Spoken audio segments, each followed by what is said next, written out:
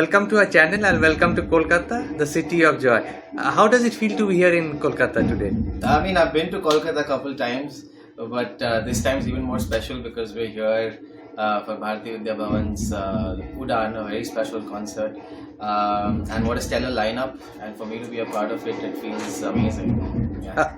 You started learning violin at a very young age, at the age of 2. Yeah. And had the first performance was at the age of 4. Yeah. This is amazing. So if you could talk about that journey. I would say, I started with tabla even before violin, so maybe I was 1 or 1.5 or something like that.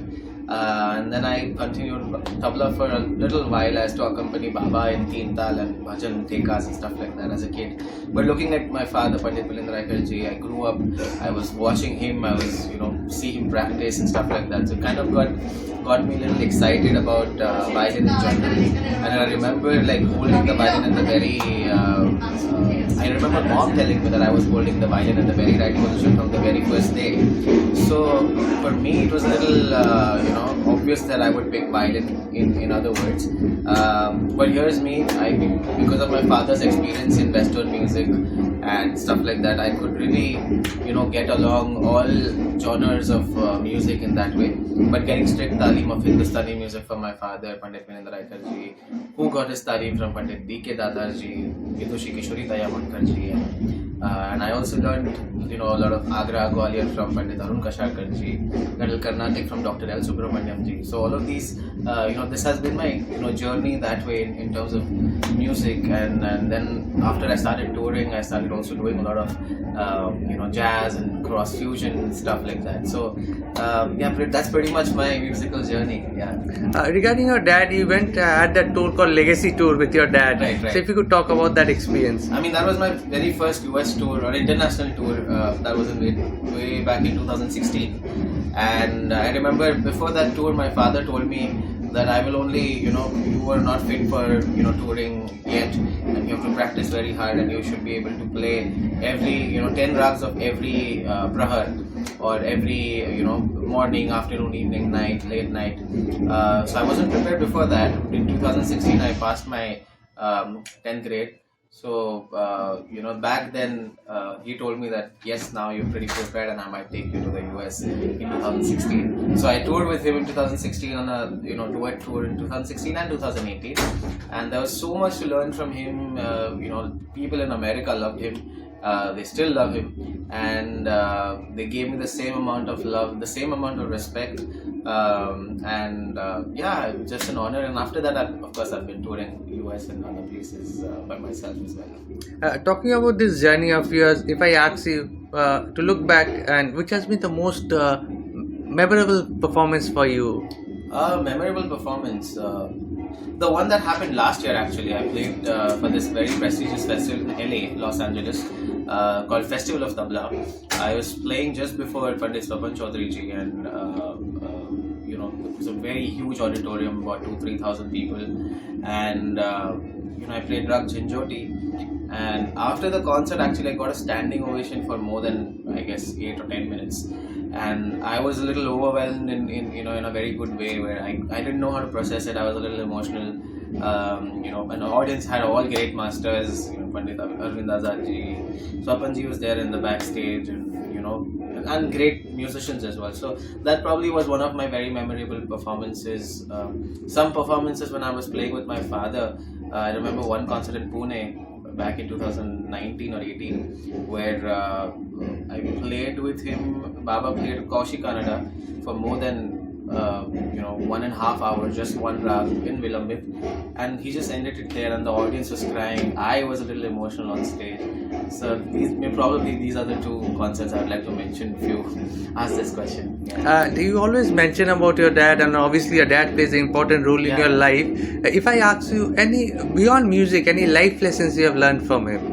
My father is a very simple man. My father, he's worked really, really, really hard coming from Goa to Mumbai, and for an audience to accept him, make a mark of himself in Mumbai, in a city where no one knows him, and to build a very big, something in violin and develop and invent a few new things.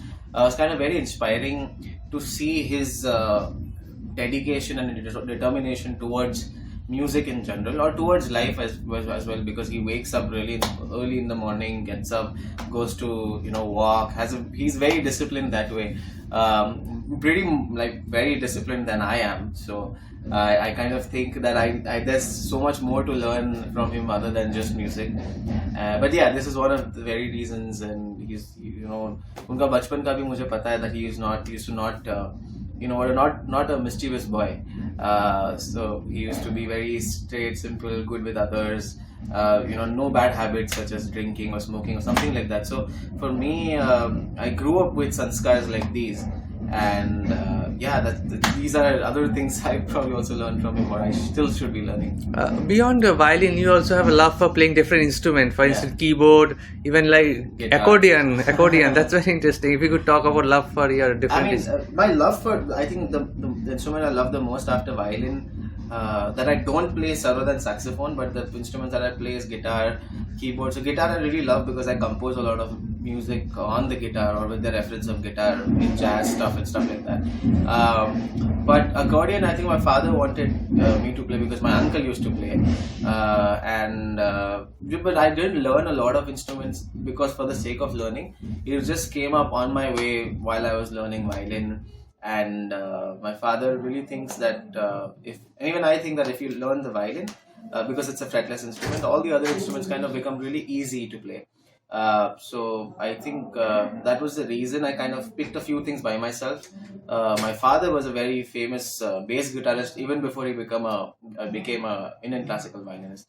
So that the Western influence was always there. So bass guitar, guitars, keyboard, tabla, vocal music, of course, and I don't even know what are the other instruments I play, but yeah, probably these. Yeah. You were also part of this documentary where you played the violin. I was at Gana Yogi. If you could talk of that experience also.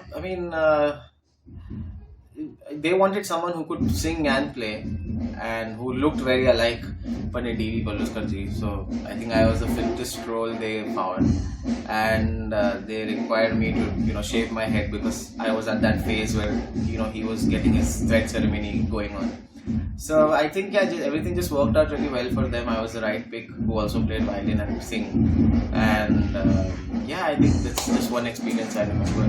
And the last question for you: what of advice for the aspiring musicians? I mean, I am an aspiring musician myself, if you look at it. But I would just say that there's it's a deep dive. It's a deep ocean, and we have to keep diving in endlessly in search of music, in search of art, in search of dignity, and we're all on the same mission.